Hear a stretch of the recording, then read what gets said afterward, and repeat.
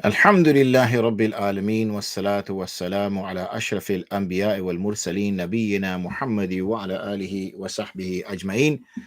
Amma ba'du, assalamu alaikum wa rahmatullahi wa barakatuh, and welcome to our Fiqh Hour, which runs at 7 p.m. as you all know till 8 p.m. or thereabouts. Inshallah, we've been now running for, oh goodness me, over a month and a half. Inshallah, the plan is that we will continue and aim to continue through Ramadan as well. Anyway, without further ado, let's tackle some of the questions. We have received some questions via the Markazul Ifta wal Qada, so I will pick them up. But as I said, we always give priority to those who come on the live session and deal with their questions first. And we have a question already. So, Assalamu alaikum wa alaikum salam. Is it okay without any dislike, sin, to buy products from companies which also sell products such as HP, for example, companies which offer a business-to-business distribution service like HP? Okay, is there more to this question, or is that the question? Just let me know if there's more to this question. Oh, no, that's a different question. So is it okay without any dislike to buy products from companies which also sell products? I don't get the question. Is it okay without any dislike sin to buy products from companies which also sell products? Well, how would you buy their products if they didn't sell them? Such as HP, for example, companies which offer a business-to-business distribution service for products like HP. Just need to explain that question, Ali, because I don't know what that question means. So once you explain that, I'll get back to that one, inshallah. Assalamu alaikum wa alaikum salam. Does swallowing a small amount of vomit that comes to the top of the throat break the fast? Yeah, well, you see, it would have to come out of the body, and then you would swallow it. So if it hasn't made its way to the mouth, then it would be considered as though it is still inside the body. Okay, it's not that it's outside the body. And if it's still inside the body, then it will not be considered as swallowing and breaking the fast. Okay, hope that makes sense. So just Ali, if you can just explain that question, please. Wa alaikum salam wa rahmatullah. I'm very well, thank you. After a long time. Yes, where have you been, Suhaib? I've been here every day, alhamdulillah. What are the ways I can do sadaqah? There are so many ways you can do sadaqah, Suhaib. If you go to our website, olivelanternttrust.com, there will be many explanations and many projects that you can give sadaqah to. So if you go onto there, inshallah, you will find that. Wa alaikum salam wa rahmatullah wa barakatuh. If I want to give zakah to my poor relative, but I don't want them to know that it's zakah for them, so if my niyyah is of zakah and they don't know, will my zakah be count, or have to tell them? No, if you make your niyyah, then your zakah will be considered valid. It's not relevant that the person who is in receipt of your zakat has to know that it is zakah. The act of worship is valid when you make the niyyah. Can you please explain about online trading? Online trading, Talha, and offline trading is exactly the same. What you have to look out for are those acts which are impermissible. And they would be impermissible whether you did trading online or did trading offline. Bearing in mind, online did not exist until only 10, 20, 30 years ago. So all trading was offline. So therefore, you cannot be involved in riba. You cannot be involved in gharar. You cannot be involved in conditions which are fasid. You cannot be involved in selling items which you do not own. So whatever is the case of buyu, yani the fiqh of buyu, whatever is the case offline is the case online. There's no difference. The only issues that come up is that there are a lot more problems with online trading than offline. Reason being is people will sell things like through drop shipping, for example, where they don't actually have the product. Similarly, people will start getting involved in exchanging in currencies. and lots of things like that, which may not be the case when you're working offline. So it is more risky is online trading. But as long as you become more familiar with the buyu, so what would be an idea? Those people who do want to study, those who want to understand business online, then they need to get onto maybe studying with a scholar, Kitabul Buyu. So when they understand what kitab, like the way we, if we pray Salah, then we should be studying Kitabul Salah. If we perform fasting, then we should be studying Kitabul Siyam. If we give zakah, then we should be studying Kitabul Zakah. So we should be on a very basic text, understand those things. So similarly, when it comes to buyu, especially if we're trading, then we should be involved in knowing that masla as well. Sheikh, what's the method if we join Salah while it's going like second or third rakah? Well, the method is quite simple. If you join in the second rakah, then qira'atan, it is the first rakah for you. And fi'lan, it is the second rakah, and qira'atan is the first rakah. So what you would do is that if you join in the second rakah, it is your first. Okay, but obviously it's the imam's second, so you will sit in that rakah because you have to sit in that rakah. Why? Because the imam is sitting in the rakah and you are following the imam. Then you will stand up for the third, which is your second. Okay, and then you will complete that, and he will then stand back up again because for the third he won't sit, and then in the fourth he will sit, but that is your third. So what you will do is when you finish your tashahhud, you will not carry on reciting anymore, and you will wait for him to do salam. Once he's done salam both ways, you will stand up and now complete your first rakat qira'atan, but your fourth rakat fi'lan, because obviously you did not read thana, you did not read the Surah Fatiha, you did not pray a surah, so you got all that left. So qira'atan is like your first rakat, you're repeating, but raka'atan is your fourth because it's the fourth time you're standing up and going into ruku. Any works, books on how we should conduct ourselves as Muslims in the political sphere? There's not much work done on there that I could recommend to you, in the sense that there is some text which exists. They will be in the Urdu language. I think one is called Al-I'tidal, I think, if I'm not mistaken. And there's another book, I think Mufti Taqi Usmani has written a book on Islam and politics as well, a very basic book. But there's not much people that have done much work in that sphere, because it's not really been an area where ulama have got involved, because of the fact that you have to make claims. Sometimes people make big promises which they don't deliver on. You know what the world of politics is like.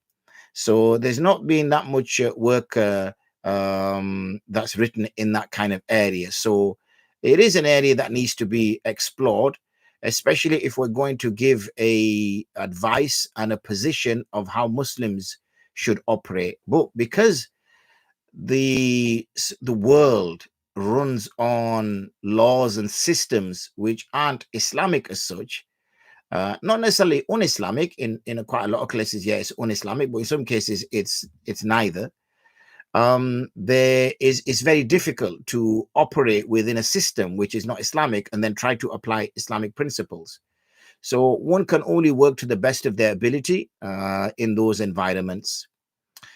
Assalamu alaikum wa rahmatullahi wa barakatuh, brother. I want to become Muslim. Alhamdulillah, that's very easy for you to become Muslim.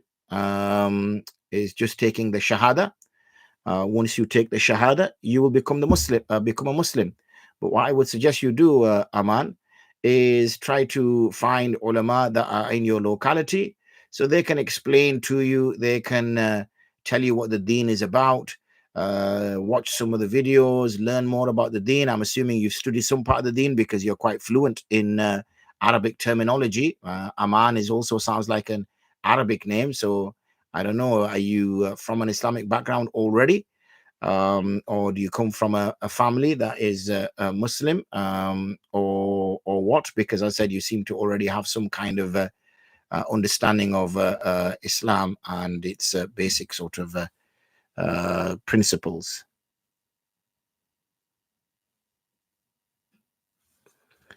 If it's my third rakah and Imam is fourth rakah, so will I recite dua after Durood Ibrahim? because I also have to recite it in my last rakah? No.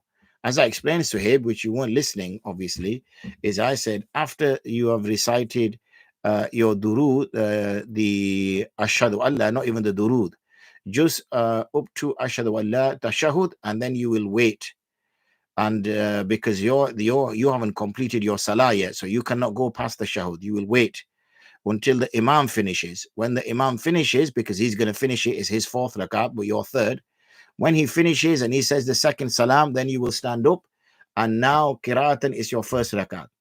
But fi'lan, yani by actions, it is your last rakat. Okay, so please do carry on posting questions. I'm just going to pick up some questions from our Markaz al-Ifta wal-Qadha, which came earlier today. So, Assalamu alaikum. A person learned the recitation of the Quran as a child without tajweed. Now, as an adult, he's asking me to write a transliteration of a surah for him to recite or memorize from it. He says he cannot read the Arabic properly from the Mus'haf. Am I allowed to write for him the transliteration of the surah or the ayats from the surah in English without any sin on my part? Because I do not know who will touch the paper without wudu. And if I can write the translation properly, I don't think he has any access to a teacher at the moment. Plus, as he says, he doesn't know how to recite from the Mus'haf properly. I do not know what errors in recitation he will make from the transliteration. Furthermore, I do not know if he will just rely on the English transliteration, and not make an attempt to learn the Quran in Arabic. Please give me the ruling in this case. Am I allowed to write for him the transliteration? Firstly, I'm surprised, sister, that he has no other male person that he can learn from, and that he has to learn from a woman. So I'm very surprised at that.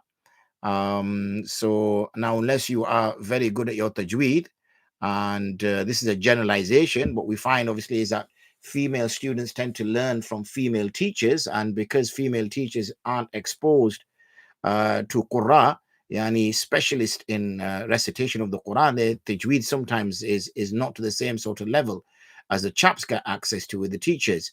So there's prone to error. I do not understand that he does not have access to anybody. Surely he goes to a masjid. Where does he pray his Jummah Salah? And nowadays you can get lots of teachers online.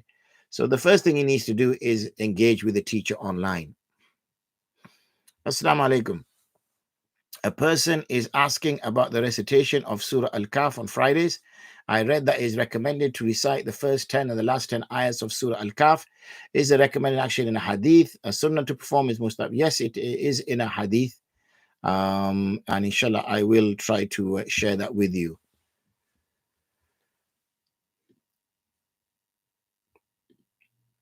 So, Assalamu alaikum, respected Mufti Sahib. I would appreciate your advice, please. I am certain that you may have been asked about this by others. I suffer from ulcerative colitis. My consultants have advised me to have surgery in order to remove my colon. I have an external stoma pouch for collection of stool, as they were concerned that I showed precancerous signs. I wasn't keen on the idea as I didn't want it to affect my wudu and salah. I also feared the possible foul smell. I was advised that the diseased part of the colon would be removed and I could opt for another procedure to replace my colon. After a recent sigmoidoscopy, polyps were found. I still await the results of the biopsy. Request for du'as. I feel I may again be encouraged to undergo the surgery. My understanding is that they want me to have the surgery to prolong my life by reducing the chances of developing cancer. My feeling is that the duration of my life is predestined. It cannot be extended. Why go through the surgery when I know my life will not be prolonged? Am I right to refuse treatment and potentially allow the illness to develop, worsen, and spread in my body? I fully appreciate and understand the demands on your time. It would be a great help if you could please help me and your guidance and advice so that I can make the right decision. Jazakallah wa salam. Wa alaikum salam wa rahmatullahi wa barakatuh, my brother. May Allah subhanahu wa ta'ala give you strength. And it's very pleasing and heartwarming to hear how you take your tahara seriously and obviously your acts of worship seriously. When it comes to, and may Allah subhanahu wa ta'ala give you strength, and pray that this biopsy that gets done, that comes out negative and that you have no signs of cancer and that you make a full recovery. Now, with respect to the question you're asking, that would it be sinful if you refuse treatment? No, it will not be sinful if you refuse treatment, because there is no guarantee in taking any medical intervention, even in the case here, in order to, increase life or to prevent death, because the only three things which have been considered as absolutely essential to life is food, water, and sleep. As we know that if we don't eat, we will eventually die. If we don't drink water, we will eventually die. And if we don't sleep, we will eventually die. So these three things are absolutely guaranteed that if we do not partake in them, then that would be akin to suicide. However, in your case, this is a medical intervention. You are not stopping eating, you're not stopping drinking, you're not stopping sleeping, you're conducting yourself in that way to the best of your ability. The only issue here now is that whether you choose to have this treatment. In this case, you are choosing not to have this treatment for the very fact that you do not want to go through the difficulty that you potentially will go through, and also because of your belief that, if my taqdeer is such, then it's such. So just to clarify that part, taqdeer, we do not know what our taqdeer is. It could be that we take medical intervention and our life is longer, and that was always our taqdeer. Or it could be that we don't take medical intervention and we die maybe earlier, and that was always our taqdeer. So we cannot determine our taqdeer from our point of view. That can only be assessed after we die, because we live chronologically. Yani, the one thing comes after another. Today is Wednesday, tomorrow is Thursday, the day after is Friday. So we live in I'm 30, I'm 35, I'm 40, I'm 45. So we live in a chronological order. It's only with hindsight do we look back and say, oh, I was always going to make that decision. You cannot go back. You cannot say, what if I'd done that? What if I didn't take that job? What if I didn't get married to that woman? What if my child didn't run into the road? What if that? You can't, because that was now it's destiny. But when we're looking forward, it's hard for us to know what is destiny. Okay. So you would not be wrong in adopting medical intervention and thinking that I'm trying to go around my taqdeer. No. And neither you would not be wrong either if you refuse treatment. Okay. You refuse treatment. Because that is a choice that you have. Okay, that's your choice. So there is no sin upon you at that point. If a person denies an aspect of the religion that is not known through necessity, say an inheritance share delineated by ijma, could that equate to kufr? Okay, so this is an interesting point. Let me just sort of summarize. There are three broad types of ijma when it comes to transmission of an opinion. Okay, because ijma is consensus. Consensus means when a group of people come to agreement on a particular matter. That is consensus. That is what ijma comes from. That's where the word jama'ah, yani congregation, people coming together, agreeing on something. So that is ijma. Ijma based on the power of the transmission is of three levels. So you can have tawatur or al-ijma al-mutawatir, you can have al-ijma al-mashhur, and you can have al-ijma al-ahadi, meaning that one is tawatur, mutawatir, continual mass transmission, like you get mutawatir hadith. Mashhur, like the Hanafis also have mashhur hadith, which is that it is well known, common, famous. And then ahadi is referred to as solitary consensus. Okay. So therefore, there's three types of ijma, not just one type. It is agreed that if somebody denies or rejects something which has been established on ijma al-mutawatir, that could take someone out of the fold of Islam. Okay.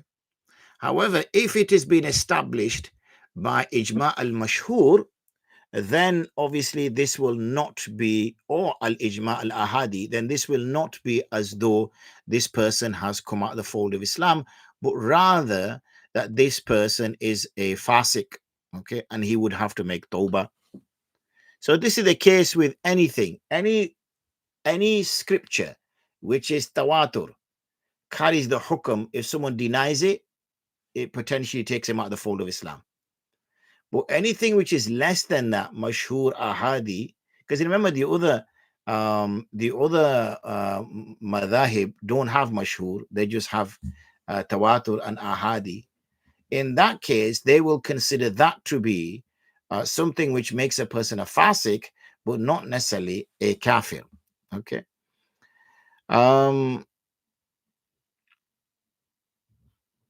However, what we should do is when it comes to things of this nature, okay, we shouldn't be quick to apply the position of kufr.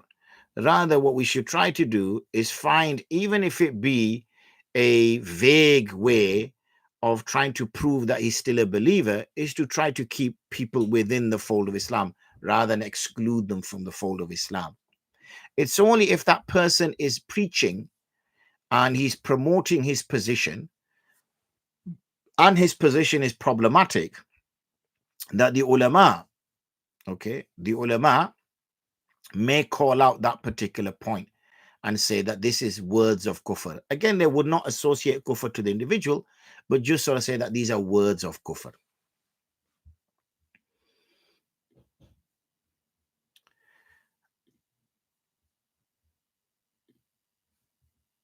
Next question is, what is the definition of khamar? Okay. If protection of the intellect is one of the maqasid of the Sharia that was instituted for every nation, why was it permissible to drink khamar during the first period of our Islam? Okay, so let's just discuss what khamar is then. So khamar, yani lughatan, is kullu ma khamar al-akal, is all that thing which impacts on the brain, because the khimar is the lady's cloak, and what the khimar does, it goes over the head and it covers the head. So like the word khamar is something which covers the brain, okay, meaning the brain doesn't function as effectively.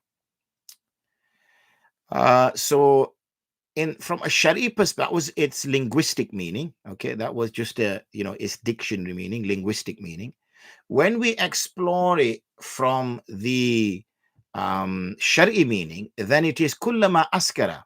It is that thing which intoxicates. Okay, sakar, intoxicates.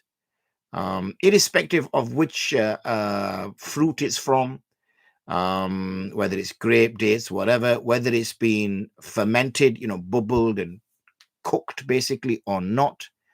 And what the sakar is, or sukr, is something which impacts on the mind. Okay. And so it is a drink usually, which is something that impacts on the mind. Now, many people say, yeah, but so many things impact on the mind, drinking coffee impacts on the mind. Whatever else impacts on the mind. Yes, but it does not impact on the mind that you are not now aware, or you start to lose, say, inhibitions, or you start to now behave in a way that you would not normally behave, or you now start to be offensive, or you now start to be aggressive. So you find that drinking alcohol changes your behavior. Okay. Changes your behavior. You behave in a manner that you would not normally behave. Now, drinking coffee, even though there's caffeine in it, or drinking tea, which has caffeine in it, does not change your behavior. You do not change as a person. Yeah, it might keep you up a little bit at night. Okay. But it doesn't change your behavior. You don't start losing your inhibitions, or you don't become over aggressive, or you don't become slouchy, or your mind doesn't become slow and ineffective. It doesn't start affecting your decision making. That's what we need to understand. And khamar, sukr, yani, the sakr, where someone becomes sakran, is something which impacts your decision making, impacts your perception of the world. Okay, so its hukam is obviously haram. So that was the definition that the brother was after first. Next is that if the protection of the intellect is one of the maqasid of the Sharia that was instituted for every nation, why was it permissible to drink khamar during the first period of our Islam? Firstly, the maqasid are just interpretations, understandings of what some scholars, not everybody, think that the Sharia came for. There is nothing written anywhere that says that the maqasid of the Sharia is for this, the maqsad of the Sharia is this. This is derivations afterwards that some ulama have made and thought, oh, okay, the reason why zina is haram is to protect the nasl, meaning so that the child that is born knows who his father is, or she knows who her father is. That's why that came in. That's why zina is haram, to protect the nasl. I got that. And not drinking alcohol came in was to protect the mind, the intellect. And not stealing came in, as in arms being amputated, came in, was to protect mal, wealth. And qazf, yani flogging for slander came in, was to protect honor. So these are the maqasid of the Sharia. No, these are derivations by some ulama after the event, trying to interpolate and understand why there are certain injunctions within Islam. This is not from hadith or not from a verse from the Quran or anything like that. Therefore, to now impose this back and saying and talking as though we've established this as a fact, it's not a fact. This is a derivations by some ulama. That's it. So therefore, who is to say that the reason why alcohol was made forbidden was to protect the intellect? The reason why alcohol might have been made forbidden is because of the fact that it's causing people to commit sins. Okay, it's a cause of sins. And all the Sharia has come in for is to stop sins. So all the injunctions which exist in order to stop sins. And this is another type of sin. So it's wrong to now impose this derivation as though it is an established fact and now apply it backwards, so to speak, and say, okay, that doesn't make sense. Hope that makes sense what I've just said, though.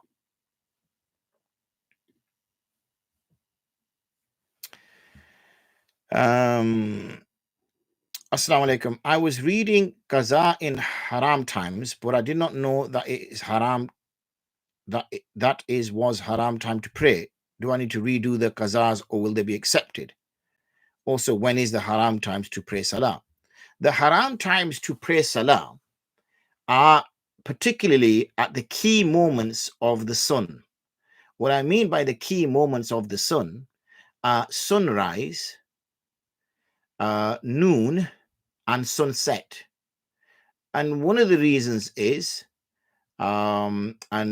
because of the fact that there were sun worshippers who used to worship the sun at these three particular stages of the sun's movements. So when the sun would rise, they would say, our God has awoken. Okay. Our God has awoken. So let's bow and prostrate to our God. When it was noon, they would say, oh, our God is above us now. Okay.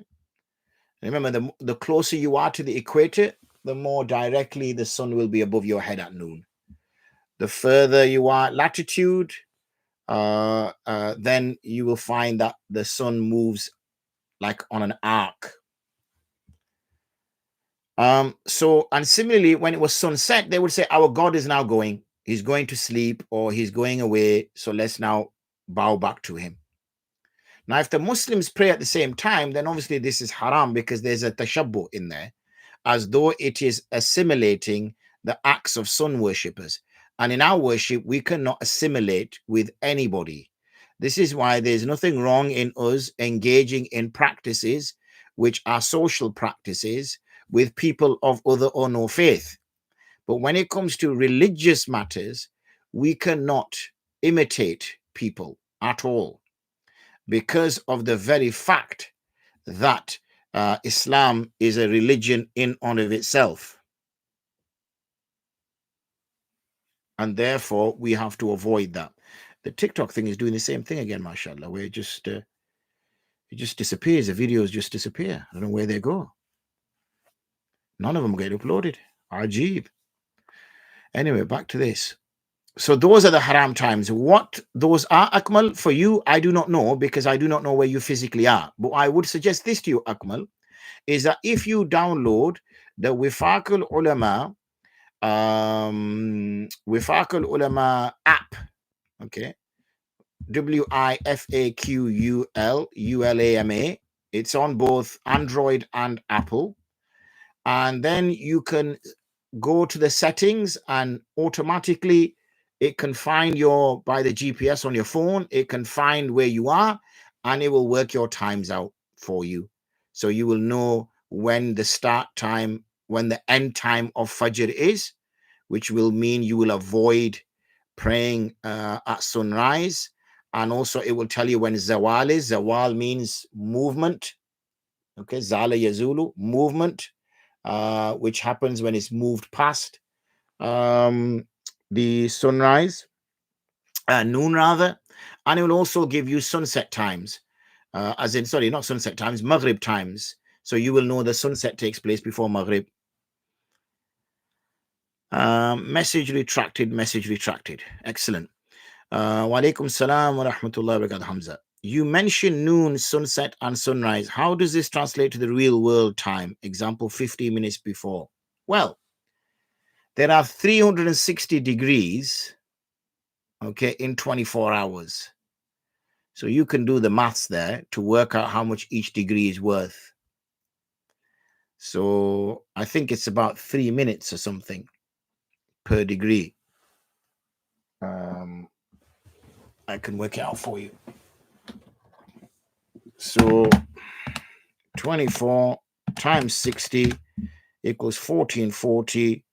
360 divided by 1440. No, I did it the wrong way now, didn't I? 1440 divided by 360 is 4 minutes. So each degree the sun moves is 4 minutes. So those of you who are a little bit familiar with Salah times, I may have mentioned a few days ago, 15 degrees, 18 degrees. And you might be thinking, what is he talking about? I'm talking about the sun's movement. So 15 degrees depression, 18 degrees depression. So each degree is worth 4 minutes.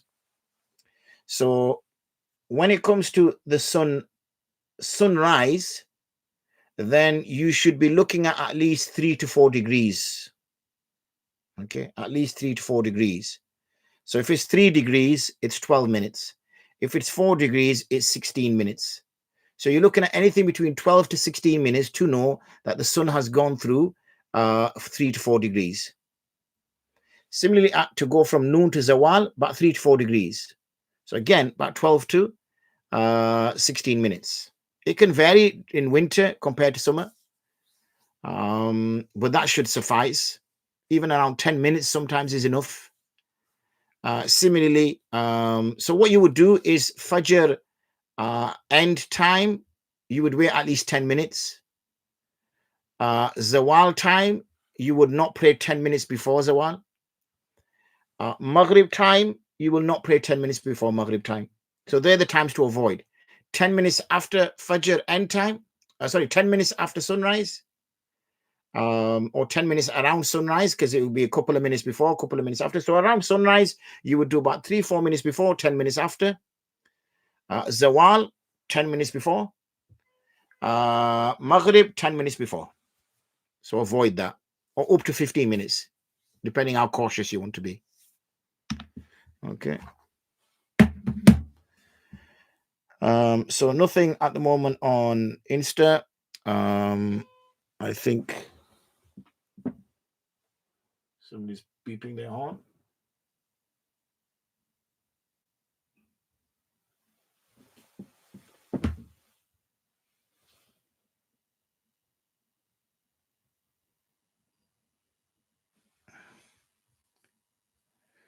Okay, and nothing at the moment on YouTube. So I think I've done all on the Markaz al-Ifta wal Qadha. Yeah, that's done.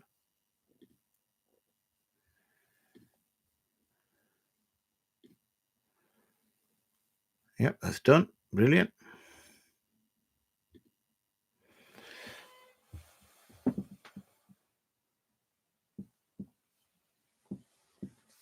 So alhamdulillah, all is covered on that. Somebody beeping outside, mashallah. We'll just wait a few minutes for some more questions that may come in before we decide to part company.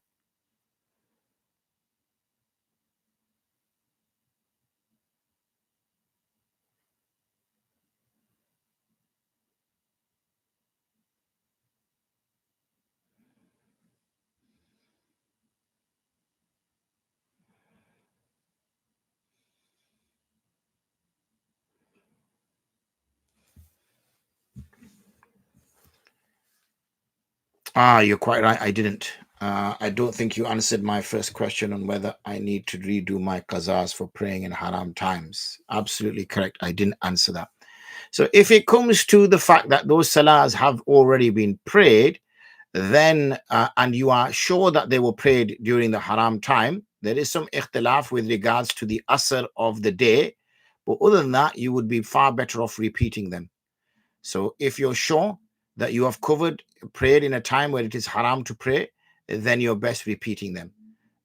Because when you're offering your salah, it should not be prayed at a time where it is forbidden to pray.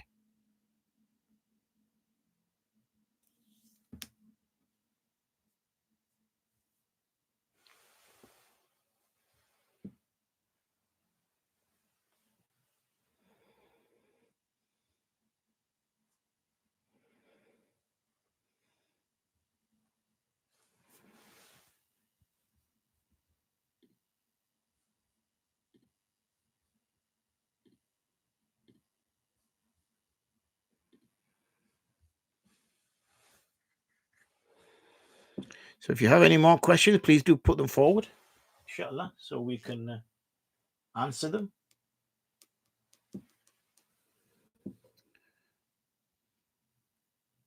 Otherwise, if that is everything done,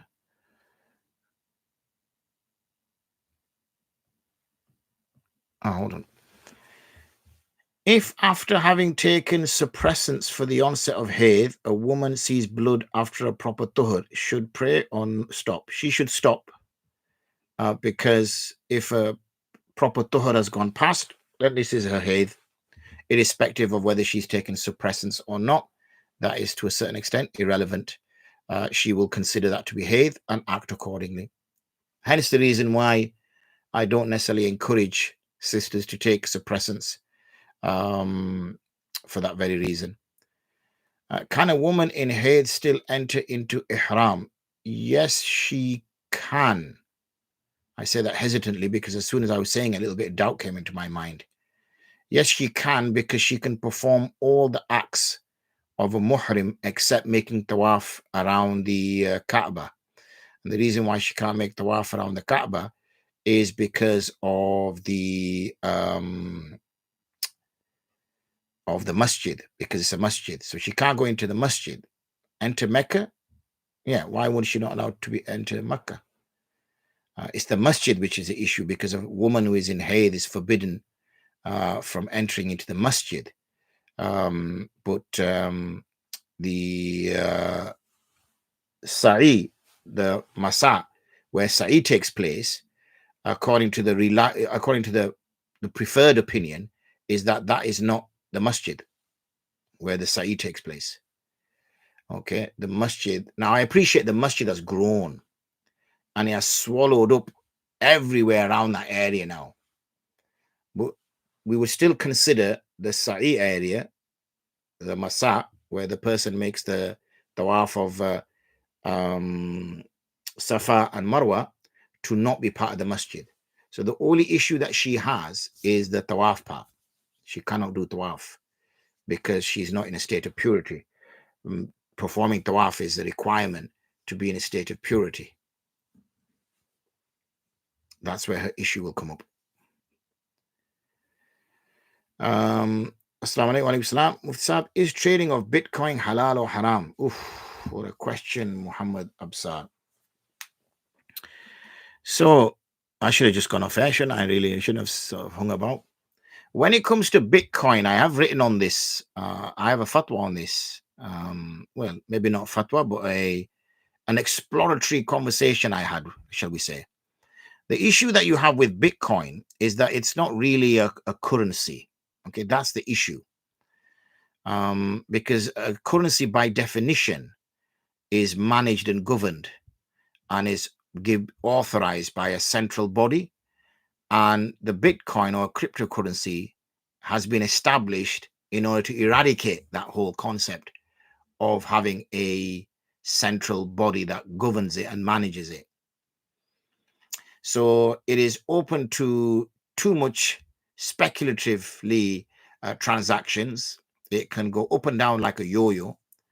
It is prone to theft. A lot of the way the yeah, I've forgotten the phrase.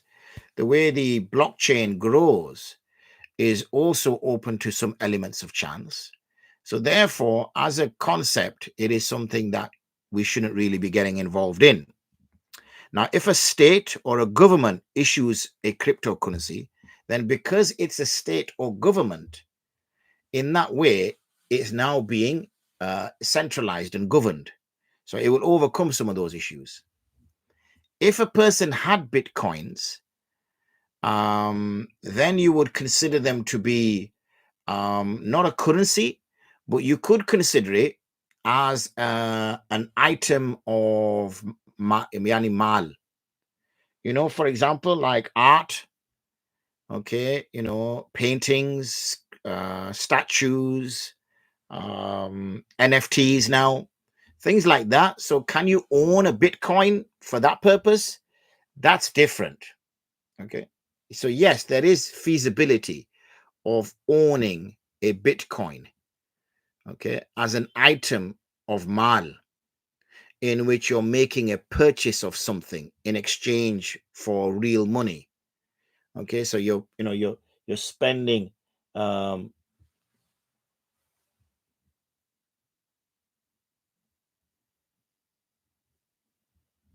you're spending somebody try to get some things out.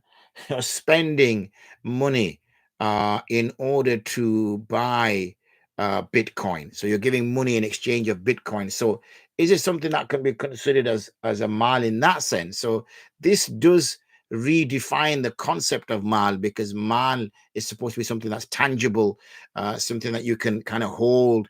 But now we're kind of moving into this new world, aren't we?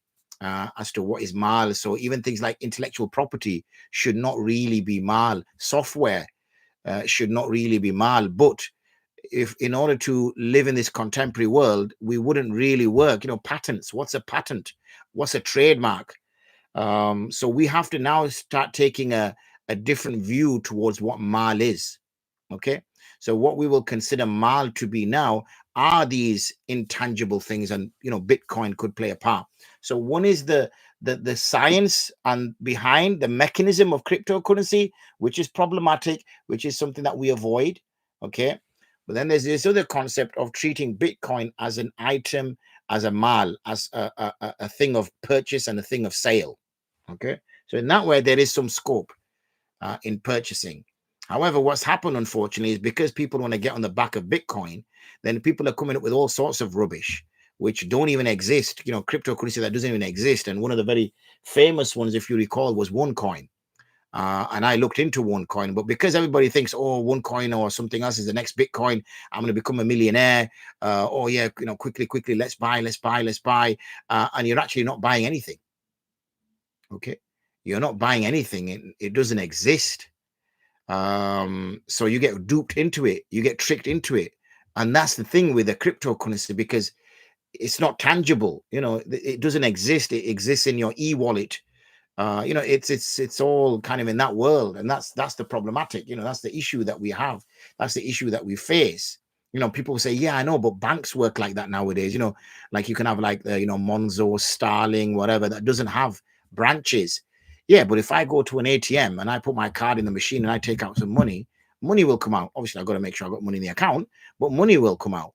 So, it is real. Those numbers on my, app are real figures. They're not just kind of, some kind of gobbledygook that I can't go anywhere and, draw Bitcoin out or something like that, in that sense.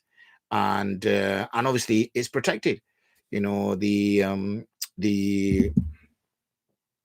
what they call the FSA will ensure that £85,000 they will ensure that will be covered if somebody was to, if my bank was to go bust, for example.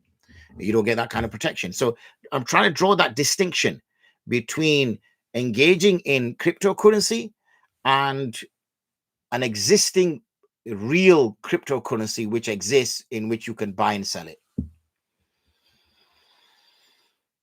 What if her hair does not stop before her departure? How does she make hal for ihram? Well, she's stuck, isn't she then?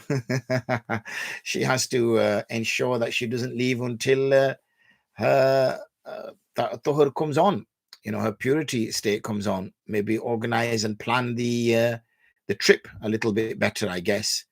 And not to have departure dates which are going to clash with her menstrual cycle.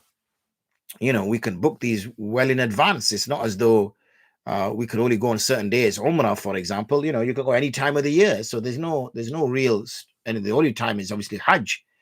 But again, even with Hajj, they can be, a person can move things backwards and forwards. And it's not about saying, well, okay, everybody else wants to go and she wants to go as well. Well, you pick the right kind of schedule, the right sort of time. And she has not been able to perform tawaf to complete the rites of Umrah. Yeah, absolutely. Well, Umrah, I've just answered there, because with Umrah, obviously, you can go more flexibly, can't you? You don't have to go at a certain time in the year. You can go any time in the year. So why go at a time in the year when a woman's on a menstrual cycle? A woman's menstrual cycle can last up to 10 days. So why would you go perform Umrah on the days she's on a menstrual cycle? There's 20 other days in the month that you could fix the trip. Or then reschedule the trips that you're spending Medina time first, and then you're going across to Mecca at the time when she's in her purity. So there's ways around it.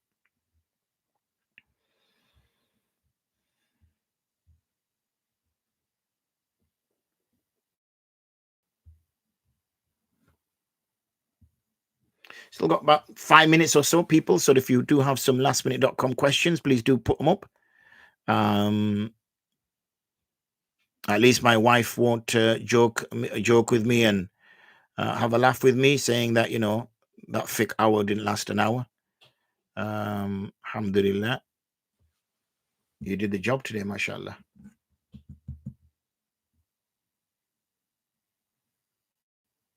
I'll give another couple of minutes, and if there's nothing, inshallah, then we will wrap up, and we will be back same time tomorrow, 7 p.m.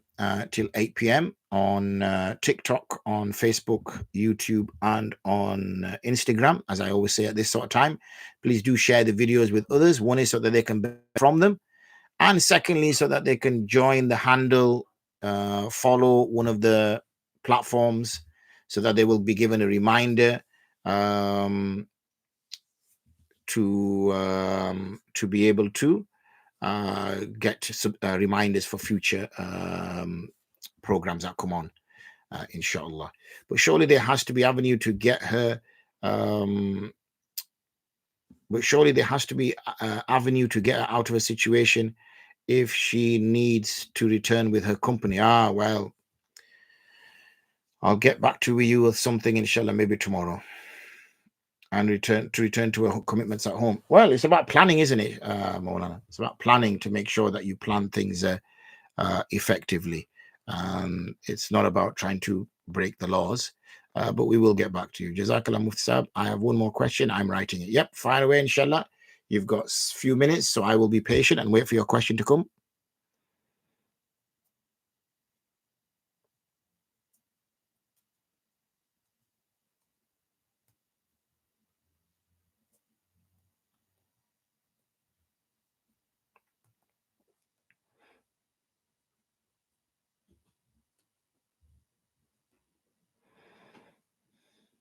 You must be typing an essay, Muhammad Absar. How long is your question?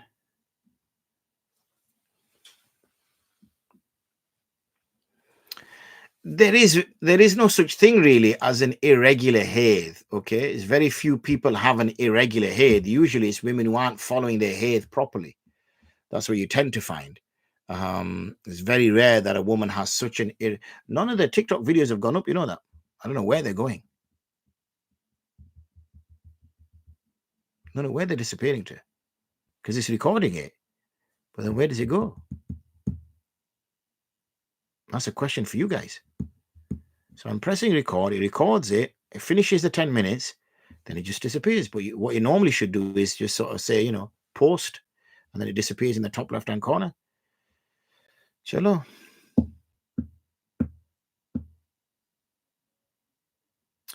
Muhammad Absar, where's your question, sir?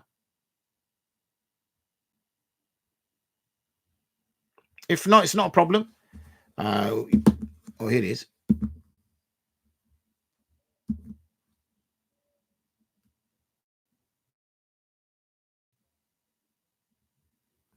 Can you read Salah with thick knee pads in trousers? Can you read Salah with thick knee pads in trousers? It's better to avoid that, because these are the 7 parts of the body which should make contact and feel the ground, so that we've got that there. Ledger. Can we call a transaction without subject of sale as mal? Bitcoin. Yeah, this is, I don't know. I think you've missed a part of your question. It just says ledger. Or that part of the question hasn't come up. Yeah, this is the big issue point. Okay, this is the big issue point. Because once the Bitcoin has been mined, okay, then it exists. When I use that word exists, it exists as an entity. Okay, now it's not an entity that we've kind of understand it in the world. The reason why I'm cautious is because there will come a time, Muhammad Absar, when a lot of the countries are going to shift towards a cryptocurrency. It's going to be, it seems like the natural progression to make for currencies. The UK have been thinking about it. Arab states have been thinking about it. It seems like a natural progression to make. We know that people want to eradicate money because cash is king. And when we put money into the system, then people will take from it.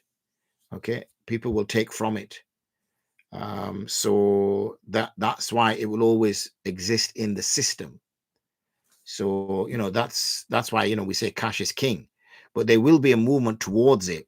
And as there's going to be a movement towards it, if you suddenly start to say that this is not recognized within the Sharia, and then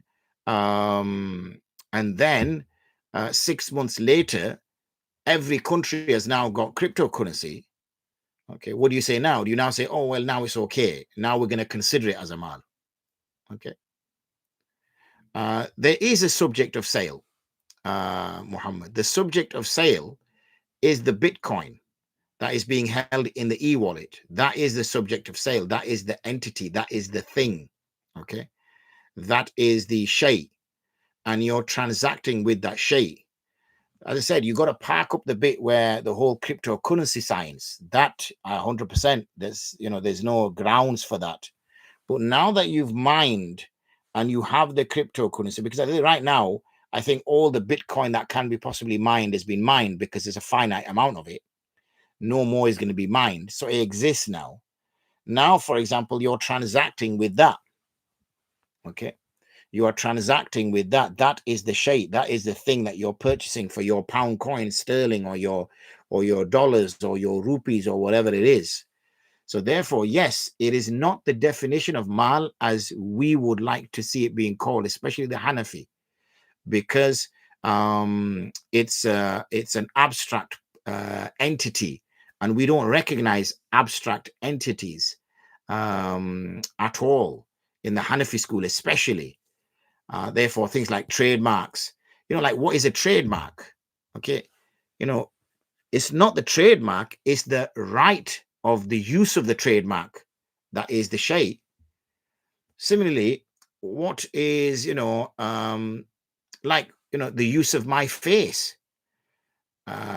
People can't advertise their products using my face. But what's my face? They're not buying my face. My face ain't for sale. But it's the use of my position in that way. Okay. Similarly, patenting a procedure, not patenting technology, patenting a procedure.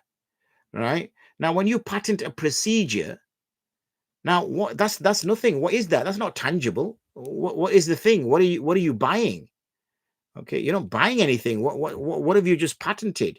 So if now, as a company, I want to use company A's process, they're going to charge me for that. But what am I buying? What's intellectual property? Intellectual property, it doesn't exist as a shay. So we have to be a little bit more flexible when we start to look at our definitions in this modern world that we live in. Software, for example, it's all bleeps and blops, on a computer somewhere. Before you used to buy hardware, you'd get a CD or something and think, okay, this is what I'm buying. Okay. What's up? Don't you think crypto is different from central bank digital currency? Yes, it is. I'm talking about in the future, that when banks move forward, as in the future, governments may decide to use cryptocurrencies. They're already talking about it. Okay, governments are already talking about it, that they want to introduce cryptocurrencies. That's not digital currencies. They're talking about cryptocurrencies they want to bring in. Okay, so there is conversation about that. Musab, I'm doing a PhD in computer science, mashallah, excellent. And I can confirm you there is not such a thing as a Bitcoin in wallet. That's how it's structured. When you say that there's no such thing, what do you mean by that? As in, how do you determine a thing? How do you determine the existence of something? What is the existence of something? How do you say intellectual property exists? What is intellectual property? How does that exist? A process. If I don't write a process down, right? Let's just say I have an idea in my head of how to do something, okay, but I don't write it down. Does that mean that thing doesn't exist? Can that be sold? Can I sell my idea to Apple? What if I've got a fantastic idea of how to make the next brand of Apple phone? Okay, can I sell that idea to Apple? And if I sell that to Apple, what have I sold them? I've not even written on a piece of paper. It's all in my head. I don't risk writing on a piece of paper because someone else is going to sell it and make the money. So can I sell that? Okay. Can I sell the idea to them? What are they buying? Are they buying something? Now, okay, Apple, you might say, well, that's not a Muslim organization. Fine. Let's just say I go to a Muslim phone big company and I say, I have an idea that's going to revolutionize phones. I've not written it down, but I'm going to sell you the idea. Where's the idea? Is that in my wallet? Is that written on, where is it? It's in my head. So what am I selling them? I'm not selling them anything. I'm just selling them words. Okay, so we have to be a little bit understanding as to what we determine to be mal. Okay, so this is why I get your point. The Hanafis are in that. What you're saying is exactly what the Hanafis are saying. Okay, the Hanafis are saying that anything which is non-tangible cannot be considered as mal. That's what they say. You cannot consider it as mal. So therefore, all that would be considered as parked up, as nothing to be dealt with. Okay. So anyway, we're going over our time. Bitcoin is not wealth, right? I can't see that because there's a heart there. I can only say Bitcoin is not wealth. It is just a transaction. Yes, but if it gets associated to a thing, okay, that this transaction now is worth this much and it's the thing you're purchasing. So, but as I said, the key point to bear in mind, because we've gone over, the key point to bear in mind is, generally speaking, something which is not tangible is not considered as mal. Okay, it is not something which you can buy. It's not something which you can sell. However, moving into this new world, okay, this new world we live in, we have to be somewhat a little bit flexible in our definitions, in our understandings. Well, my position is quite clear. that with big, as I said, there is, if you go to Muhammad Absar, are you on our Telegram channel? If you go to our, I think there is a little bit that's put onto this, what do you call it, description of this video. You'll see, yes, but it's been it's been given value, Absar. It's been given value now. Okay, so it's been given value. There are now markets, cryptocurrency markets, which look at this, something going up and something going down. It's a value of something. It's not been, people very rarely sell them.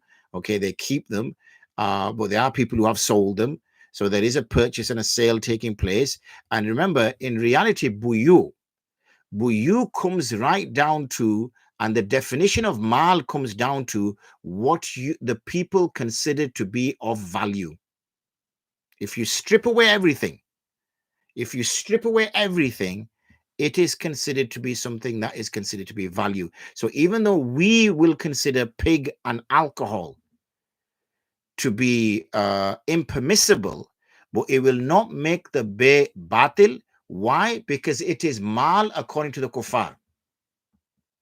So even though Sharia does not consider it to be mal, okay, mayyat and khinzir is not considered to be mal, but it is considered, so it only makes the bay fasid rather than batil. But anyway, we're going a bit deep, and obviously you clearly got a position, and that's fine, and I understand that, but I'm explaining to you the fiqh position that's behind it. So, and you clearly feel that's the case. That's absolutely, you're entitled to your what's it called, computer science understanding of something. But as a scholar, we have to look at the implications of our rulings and how they have an impact on society, and not only on solitary point, but as a usul, as a principle, then how it has an impact on other matters. But do go onto our channel, the Olive Foundation, I think it's called, and go to the Bitcoin one and read that, and you'll see that it's a 2-3 page. It's not that long to read.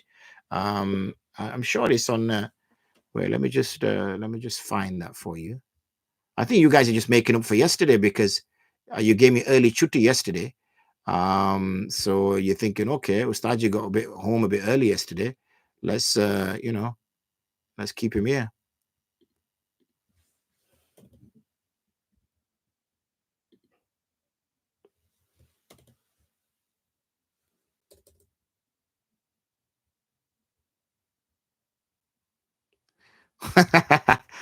Hamza, you're gonna get detention, man.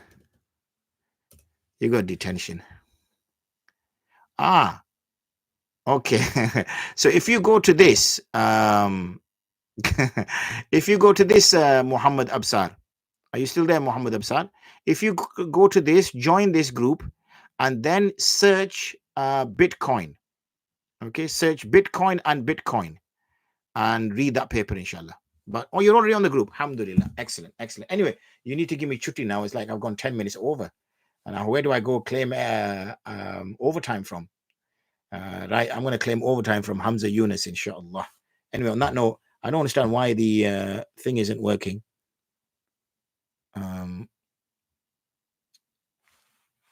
Yeah, it's not come up. They've all disappeared. Ajib. Oh, that's slightly upsetting, actually. All that hard work, mashallah, and didn't get recorded. I wonder why it does that. Khair. C'est la vie, as the French say.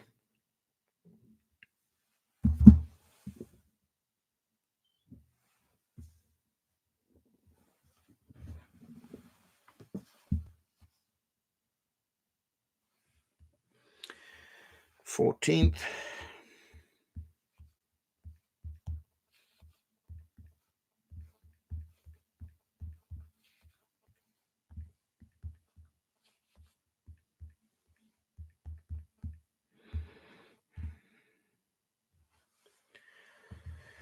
Inshallah, I will see you all tomorrow.